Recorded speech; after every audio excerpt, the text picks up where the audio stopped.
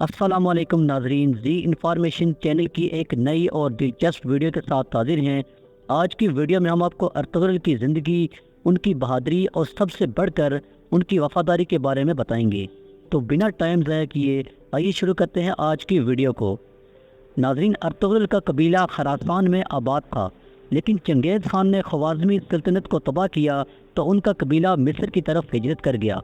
وہاں بھی ترکوں کی حکومت تھی۔ خوارزم سے آنے والے قبائل نے مصری ترکوں کے ساتھ جنگیں لڑی، لیکن شکست ہونے پر یہ ایشیائی کوچک، جسے آج اناتولیا کے نام سے جانا جاتا ہے، یہاں آ گئے۔ ارطغرل کا قبیلہ ان کے والد سلمان شاہ کی سربراہی میں شام کی طرف جا رہا تھا۔ جب وہ دریائے فرات عبور کرنے لگے تو سلمان شاہ اس میں ڈوب کر مارا گیا۔ والد کے انتقال کے بعد قبیلے کی سربراہی ارطغرل کے حصے میں آئی، جو اپنے بچے کچے ساتھیوں کے ساتھ ایشیائی کوچک کی طرف روانہ ہوا۔ جب ارطغرل اپنے قبیلے کا سردار بنا تو اس وقت ان کا قبیلہ صرف 420 گھرانوں پر مشتمل تھا۔ ان کا قبیلہ جب سلطان علاء الدین سلجوقی کی پناہ لینے کے لیے کونیا کی طرف جا رہا تھا تو راستے میں انتہائی دلچسپ واقعہ پیش آیا، جو تاریخ میں ہمیشہ کے لیے امر ہو گیا، اور یہی واقعہ آگے چل کر سلطنت عثمانیہ کی بنیاد بنا۔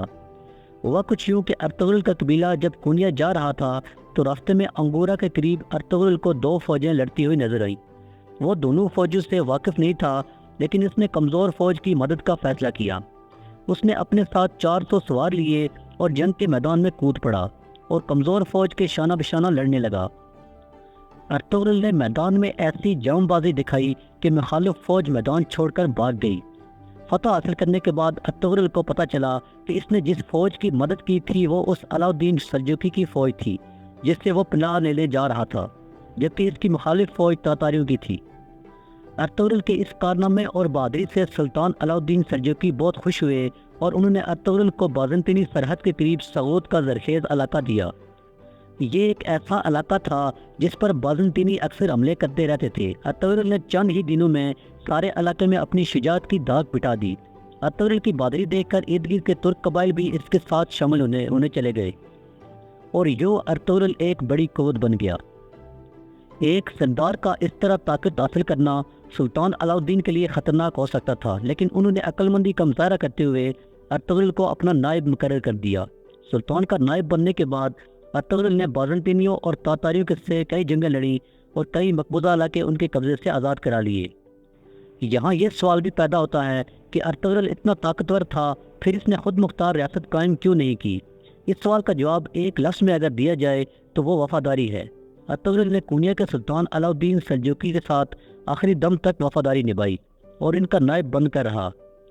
ارطغرل چاہتا تو سلطنت کی اندرونی کمزوریوں کا فائدہ اٹھا کر خود سلطان بن سکتا تھا، لیکن اس نے آخری دم تک سلطان کے ساتھ وفاداری نبھائی۔ بعد میں سلطنت عثمانیہ کی بنیاد رکھنے والے عثمان اول نے بھی اپنے باپ کی طرح کونیا کے سلطان کے ساتھ وفاداری نبھائی اور اپنی فتوحات کے ذریعے اپنی خود کی شان بڑھائی۔ تو ناظرین، آج کی ویڈیو میں اتنا ہی۔